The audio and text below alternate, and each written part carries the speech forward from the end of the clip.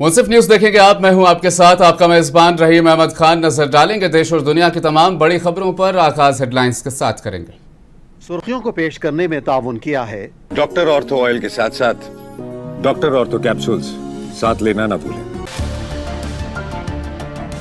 मरकजी वजीर राजनाथ सिंह बंगाल के दौरे पर बाराकपुरा में चलाई इंतखाबी मुहिम। इलाके में किया रोड शो।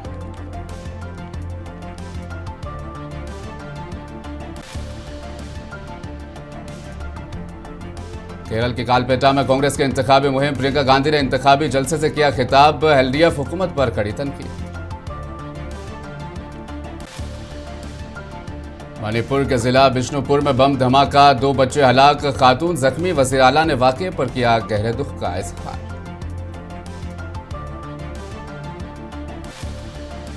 राजस्थान के सीकर में गैर मौसमी बारिश, तेज हवाओं के साथ हुई बारिश। आम सिंध के मुतासिर फसलों को नुकसान का खदशा।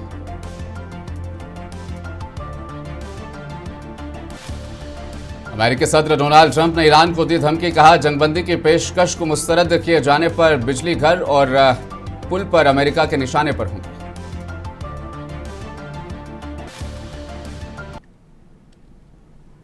और अब खबरें तफसील के साथ। मगरबी बंगाल में सियासी सरगर्मियां तेज हो गई है। जहां नामजदगी के मरहले के साथ इंतखाबी मुहिम अब जोर पकड़ रही है, तो वहीं मरकजी वजीर राजनाथ सिंह ने जिला बाराकपुरा में एक बड़ी नामजदगी रैली का आगाज किया। रैली से खिताब करते हुए वजीर दिफा राजनाथ सिंह ने पार्टी कारकुनान और हामियों से अपील की कि वो आइंदा इंतखाबात में भरपूर हिस्सा लें और अपनी हिमायत का इजहार करें।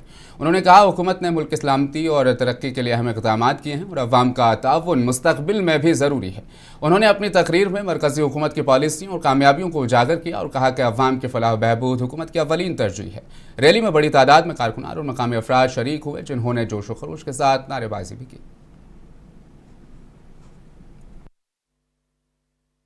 एक शिक्षक, ध्यान से सुनिए, एक शिक्षक जिनका नाम था काजी मशूम अख्तर, पर इसलिए केवल आक्रमण कर दिया गया कि वे बच्चों में देश की भक्ति की भावना पैदा करना चाहते थे। उनके रहते टीएमसी के लोगों के द्वारा उन पर आक्रमण कर दिया गया।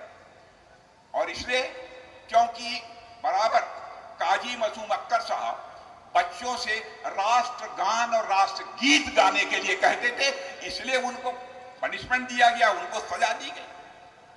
और बहनों भाइयों, भारतीय जनता पार्टी जिस पर की धर्म के आधार पर भेदभाव करने का आरोप लगाया जाता है, जानते हैं हमारी सरकार ने काजी मासूम अख्तर को पद्मश्री की उपाधि से विभूषित किया है। मेरे बहनों भाइयों, मरकजी वजीर रामदास अठावले ने ईवीएम मशीन में गड़बड़ी से मुतालिक आ रही खबरों को सिरे से खारिज कर दिया। उन्होंने कहा कि ईवीएम मशीन से नरेंद्र मोदी के दौरे इक़्तिदार में नहीं आई, ये तो कांग्रेस के दौरे इक़्तिदार में लॉन्च की गई। कोलकाता में मीडिया से बात करते उन्होंने कहा कि शफाफ इंतखाबात को यकीनी बनाने की जरूरत है। ईवीएम मशीन जो है, ईवीएम मशीन नरेंद्र मोदी ने नहीं लाई है। बहुत सालों से ईवीएम मशीन चलती है और बैलेट पेपर पर बहुत काउंटिंग के लिए टाइम लगता था। इसीलिए मतलब अपने देश में कांग्रेस पार्टी के जमाने में मतलब ईवीएम मशीन आई है। मुझे लगता है कि भाई ईवीएम मशीन में कोई गड़बड़ी नहीं होनी चाहिए, पारदर्शिता से इलेक्शन होना चाहिए और जिनको लोग चुनकर देना चाहते हैं उनको सत्ता में आने का जरूर अधिकार है। 2021 में ममता दीदी जी को बहुत अच्छा मतलब प्रदर्शन उनका हुआ था, उनको बहुत ज़्यादा सीटें मिली थी और हम लोगों ने नरेंद्र मोदी साहब उनका अभिनंदन किया था और उनकी सफलता पर सभी लोगों ने आनंद व्यक्त किया था।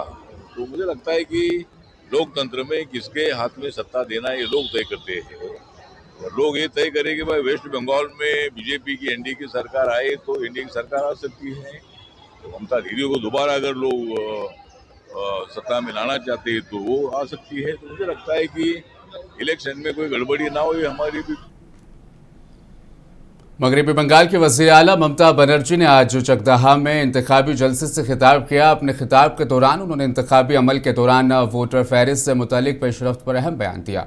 उन्होंने एक अवामी प्रोग्राम से खिताब करते हुए कहा कि सुप्रीम कोर्ट की हिदायत के मुताबिक जारी की गई ताज़ा फहरिस्त में तकरीबन 60 लाख में से 32 लाख अफराद के नाम शामिल कर लिए गए हैं। ममता बनर्जी ने अवाम को यकीन दहानी कराते हुए कहा कि बाकी रह जाने वाले नामों को भी शामिल करने के लिए ट्रिब्यूनल के जरिए कोशिशें जारी रहेंगी, लिहाजा लोगों को फिक्रमंद होने की ज़रूरत नहीं।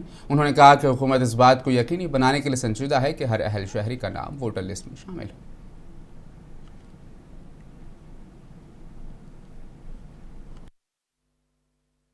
আর মা বোনেরা, একটা জিনিস আপনাদের বলি, সুপ্রিম কোর্টে আমি নিজে দাঁড়িয়েছিলাম বলে সুপ্রিম কোর্টের নির্দেশ অনুযায়ী যে লিস্ট কালকে বেরিয়েছে, 32 লক্ষ লোকের নাম 60 লক্ষের মধ্যে অলরেডি উঠে গেছে। আর বাদ বাকিটাও আমরা চেষ্টা করব, ট্রিব্যুনালে আমরা চেষ্টা করব। চিন্তা করবেন না, অনেক নাম বাদ গেছে। মুর্শিদাবাদে, উত্তর দিনাজপুরে, মালদাতে, দক্ষিণ 24 পরগনায়, নদিয়ায় উকুন বেছে বেছে নাম বাদ দিয়েছে, বাগদায় মতুয়াদের নাম বাদ দিয়েছে। আমি শুনেছিলাম আপনাদের নাম বাদ দিয়েছে গাইঘাটায়, মতুয়াদের नाम बात दिए। शिवसेना यूपीटी के रुकने पार्लियामेंट संजय राउत ने कहा कि बंगाल में बीजेपी को करारी शिकस्त होगी। उन्होंने कहा कि मरकजी हुकूमत ममता बनर्जी को शिकस्त देने के लिए पूरी मशीनरी लगा चुकी है, यहां तक कि इलेक्शन कमीशन को भी इस्तेमाल कर रही है। मुंबई में मीडिया से बात करते हुए संजय राउत ने कहा कि बीजेपी को बंगाल में करारी शिकस्त होगी। चुनाव आयोग है, उनको एक टास्क दिया है, बंगाल बीजेपी के झोली में डालने का एक टास्क दिया है, वो जो नैनेश कुमार है। और ये टास्क इसलिए दिया है कि बंगाल बीजेपी कभी भी जीत नहीं सकती लोकतांत्रिक माध्यम से, डेमोक्रेटिक तरीके से। तो जिस नैनेश कुमार को ये टास्क दिया है, उसके खिलाफ अगर हमने मार्च अभियोग चलाने की बात की है तो ज़रूर सरकार उसको बचाएगी। सरकार ऐसे लोगों को हमेशा बचाती आई है जो लोकतंत्र की हत्या करते हैं, डेमोक्रेसी की हत्या करते हैं, जन भावनाओं की हत्या करते हैं। सरकार उनको हमेशा बचाते आई है। तो अब देखेंगे बंगाल में जो सुपारी लेकर काम कर रहे हैं बीजेपी की या सरकार की, वो चुनाव आयोग कहाँ तक सफल होता है। मुझे पूरा विश्वास है बंगाल की जनता उनके इरादे सफल नहीं होने देगी। देखिए, ममता बनर्जी एक शेरनी है।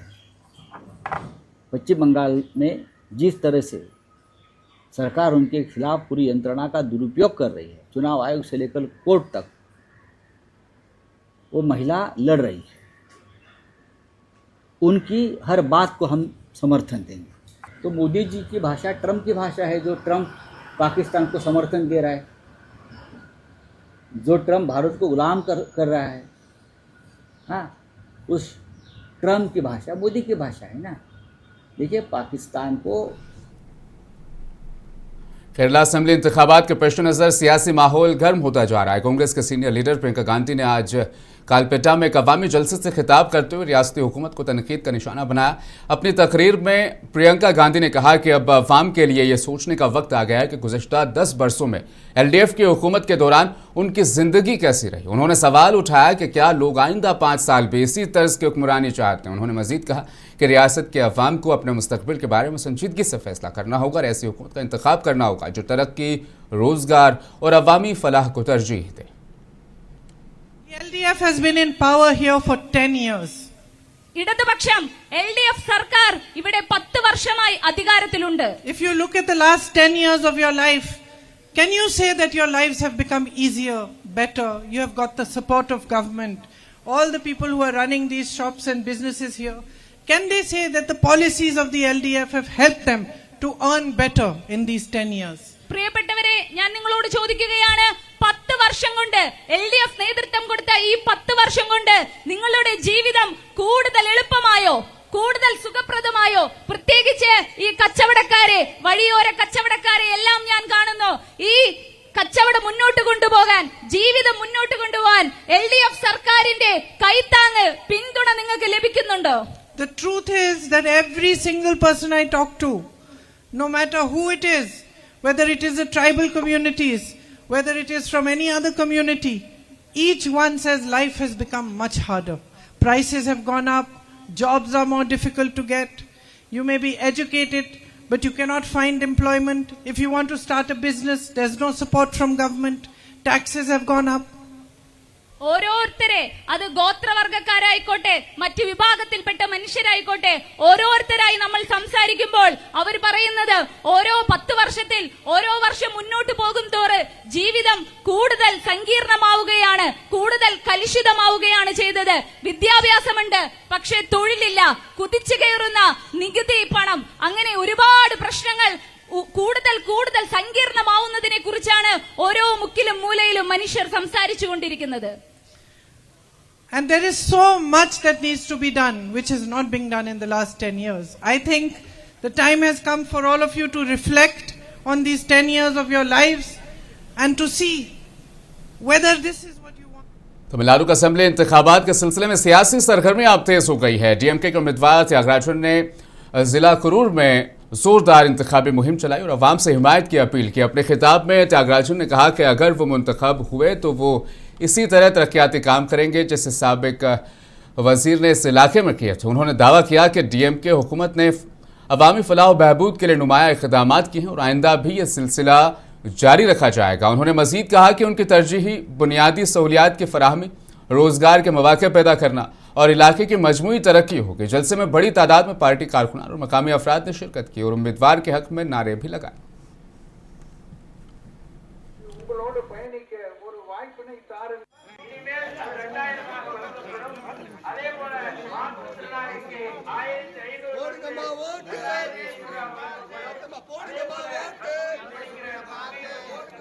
அருமை அண்ணன் ஆசி தியாகராஜன் அவர்கள், அண்ணன் ஆசி தியாகராஜன் அவர்களுக்காக ஆசி பெற்ற வேட்பாளர் தான் 5000 கோடி நலத்திட்ட நாயகர் மாண்புமிகு அமைச்சர் செந்தில் பாலாஜி அவர்களின் ஆசி பெற்ற வேட்பாளர் தான் அண்ணன் ஆசி தியாக. அன்பு தம்பி செந்தில் பாலாஜி தொடர்ந்த பணிகளை।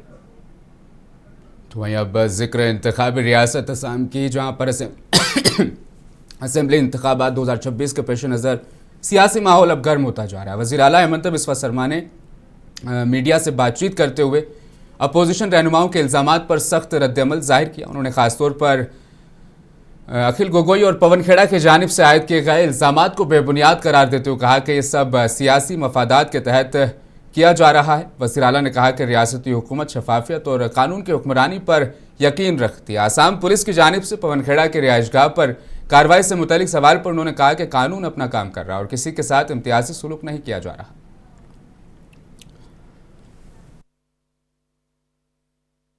देखिए, बीजेपी 100 सीट जीतेगा। अखिल गोगोई, गौरव गोगोई दोनों इलेक्शन हारेगा, नहीं जीत पाएगा। अभी पवन खेड़ा भाग गया ना, कल तक तो बोल रहा था मुझे अरेस्ट करो, अभी पुलिस उनका घर गया है, वो हैदराबाद भाग गया है।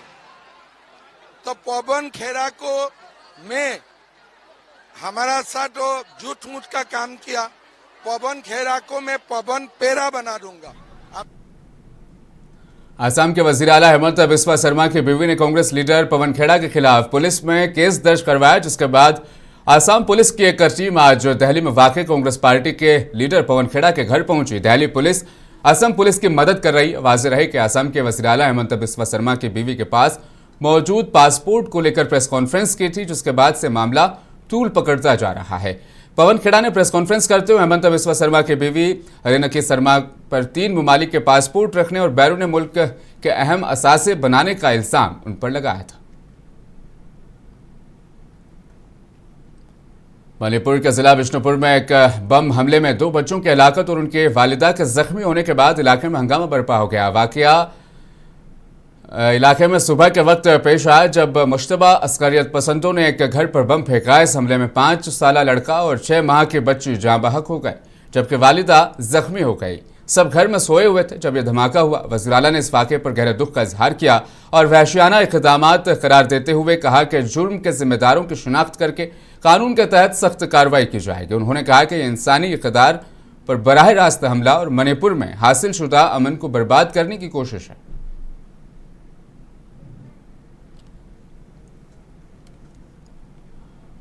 तो वहीं असम, केरला और पुदुचेरी में सियासतदान आखिरी जोर लगा रहे हैं, क्योंकि आज 2 रियासतों और एक मरकज़ के ज़ेर इंतज़ाम इलाके में असेंबली इंतखाबात की मुहिम का आखिरी दिन है। जुमेरात को असम की 126, केरला के 140, पुदुचेरी की 30 नशस्तों के लिए वाहिद मरहले में पोलिंग होगी। वज़ीर आज़म नरेंद्र मोदी ने कल असम में बारपेटा होइजाई और डिब्रूगढ़ में 3 अवामी मीटिंग्स की। कांग्रेस ने भी रियासत में अपनी मुहिम को तेज कर दिया। गुवाहाटी में एक प्रेस कॉन्फ्रेंस से खिताब करते हुए कांग्रेस के सीनियर लीडर कुमारी सैलजा ने यकसा सिविल कोड के मसले पर बीजेपी को निशाना बनाया। उन्होंने इल्जाम लगाया कि लोगों में तकसीम पैदा करने के लिए इंतखाबात के दौरान ऐसे मसाइल को उठाया जाता है।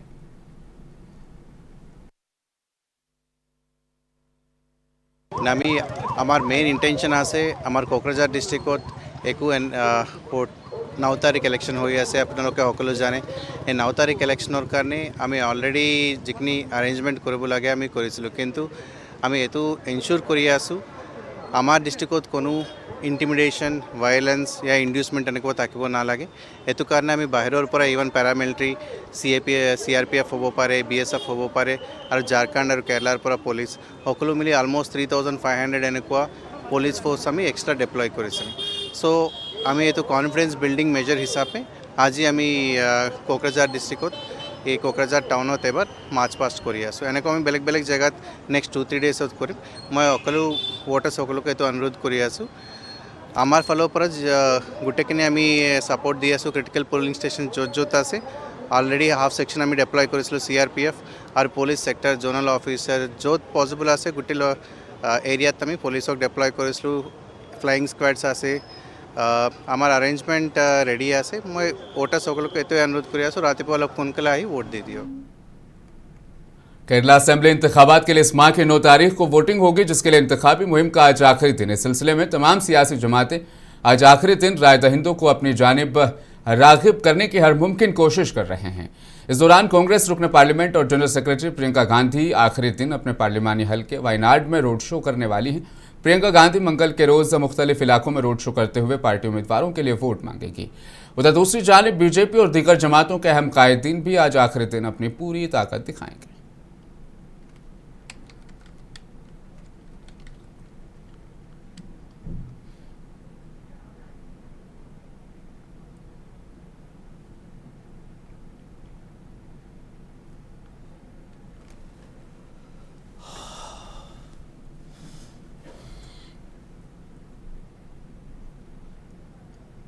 तमिलनाडु असेंबली इंतखाबात के लिए तमाम सियासी जमातें अवाम को अपनी जानिब राग़िब करने की हर मुमकिन कोशिश कर रही हैं।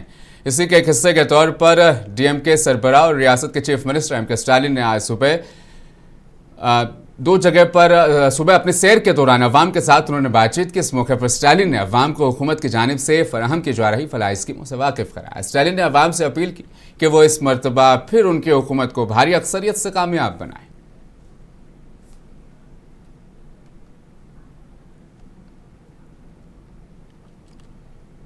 तेलंगाना के चीफ मिनिस्टर रेवंत रेड्डी ने आज दोबारा केरला के इंतखाबी मुहिम में हिस्सा लिया। इस मौके पर रेवंत रेड्डी ने तरक्की के केरला मॉडल को चैलेंज करते हुए कहा कि रियासत की तरक्की के इशारे चीफ मिनिस्टर पिनराई विजयन की कामयाबी नहीं बल्कि दिहाइयों की तारीखी सरमायाकारी और तरसीलात जर का नतीजा है। इस मौके पर रेवंत रेड्डी ने तेलंगाना की तेज रफ्तार तरक्की को उजागर किया। रेवंत रेड्डी ने दावा किया कि पिनराई विजयन के इक़्तिदार का वक्त अब खत्म हो चुका है। उन्होंने इल्ज़ाम आयद किया कि दिल्ली में बैठे वज़ीर आज़म विजयन को बचाने की कोशिश कर रहे हैं, जिससे साफ जाहिर होता है कि UDF और BJP में खुफिया इत्तेहाद है। Wherever Kerala development is there, I have appreciated. Literacy, healthcare, Panchayat Raj Vyavastha is very good in Kerala. We have visited. We wanted to take role model Kerala for all these developments. But this is not success story of Pinarayi Vijayan. This is success story of Karnakaran and Omen Chandi ji. It's a continuous process. So wherever Kerala has performed in a better way, we have appreciated. Wherever the failures of Pinarayi Vijayan, I have told same thing. Today my point is that his term is over. 120 months he has ruled this state. Now he has failed. He has to take exit. So my point is, it is very simple. Whatever his failures are there. And moreover, my point is that nexus between Modi and Pinarayi Vijayan. Pinarayi Vijayan godfather is Narendra Modi, who is sitting in Delhi. He cannot follow footsteps of Narendra Modi. That is what our point and Kerala people point. How many seats UDF is going to be?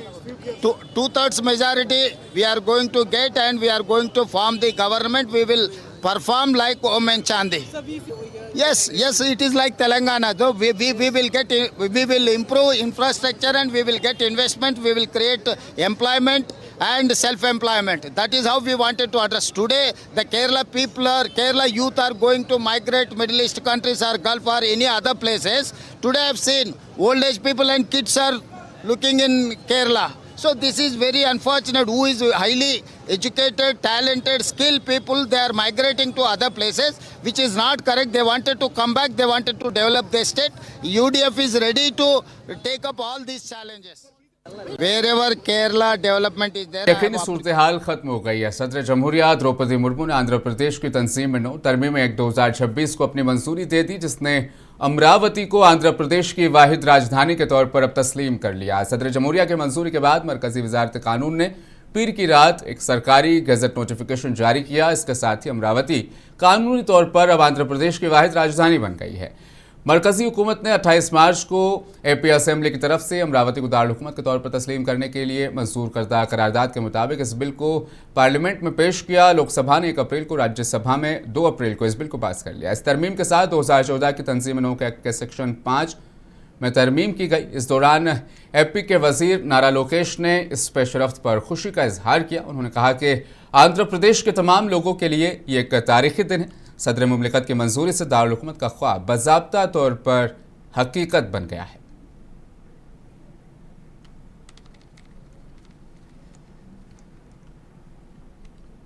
Samajwadi party के senior leader और उत्तर प्रदेश के साबिक वजीर आजम खान और उनके बेटे अब्दुल्ला आजम के 7 साल की सजा के खिलाफ दायर अपीलों की समाअत के लिए MP MLA खुसूसी अदालत ने 20 अप्रैल की तारीख मुकर्रर की है।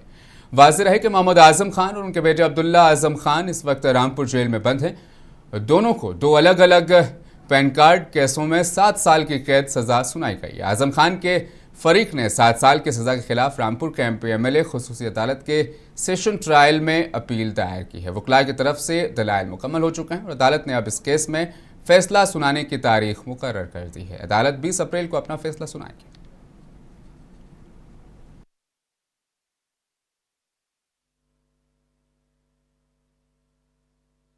मजिस्ट्रेट कोर्ट MP MLA की तरफ से जो 17 नवंबर को फैसला आया था, जिसमें जो मोहम्मद आजम खान है और मोहम्मद अब्दुल्ला आजम खान है, इनको 7 साल की सजा हुई थी। उसमें अपील जो सेशन कोर्ट में चल रही थी, उसमें आज क्योंकि दोनों पक्षों की जो बहस वगैरह है वो कंप्लीट हो चुकी है और माननीय न्यायालय ने 20 तारीख फैसले के लिए नियत की गई है। 20 अप्रैल जी।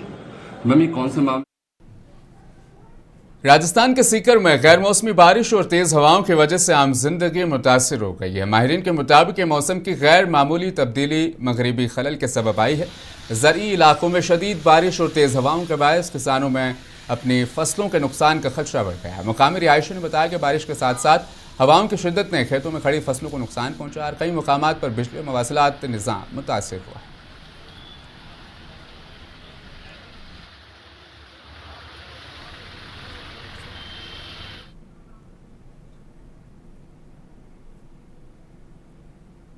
मुंसिफ न्यूज़ में फिलहाल बस इतना ही। बने रहिए मुंसिफ TV के साथ।